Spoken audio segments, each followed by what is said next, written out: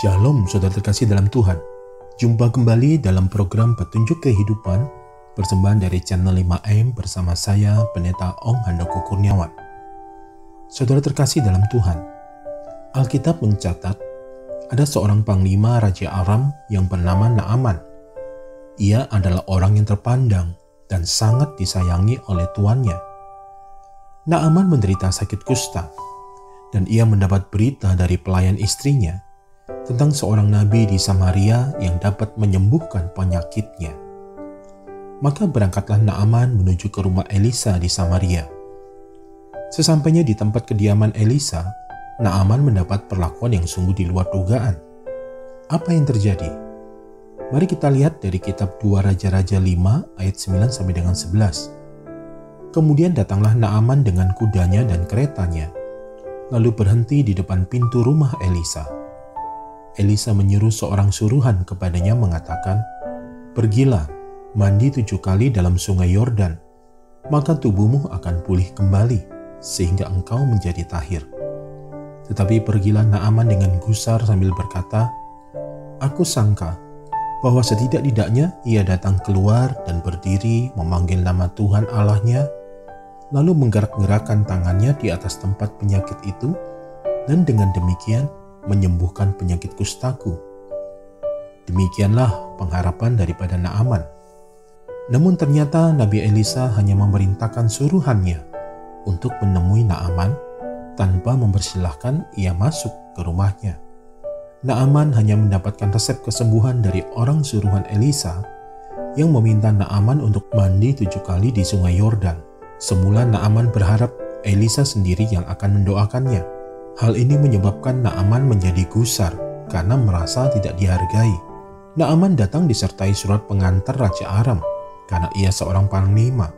Ia orang terpandang, bahkan kesayangan raja. Namun ia diperlakukan sedemikian rupa dengan tidak hormat.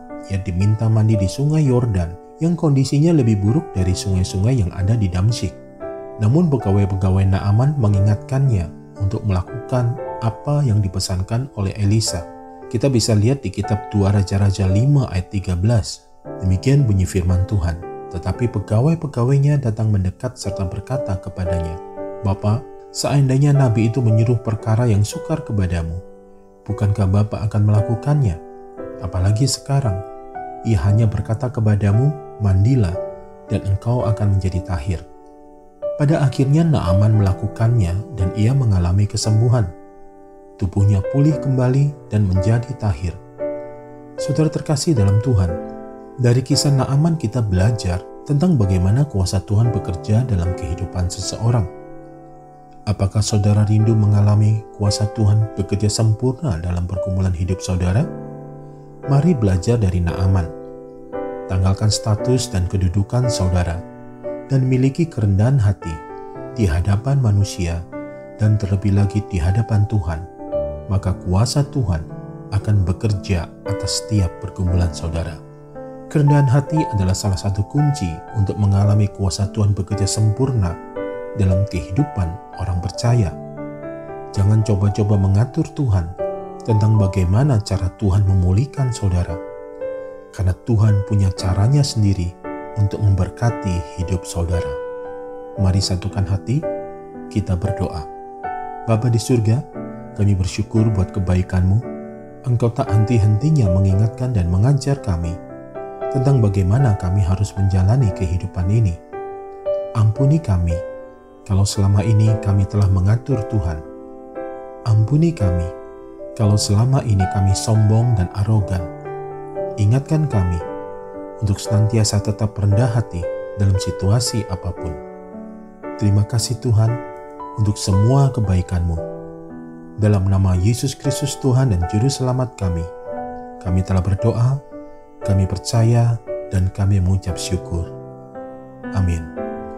Saudara terkasih dalam Tuhan, demikianlah pembelajaran melalui episode Petunjuk Kehidupan ini.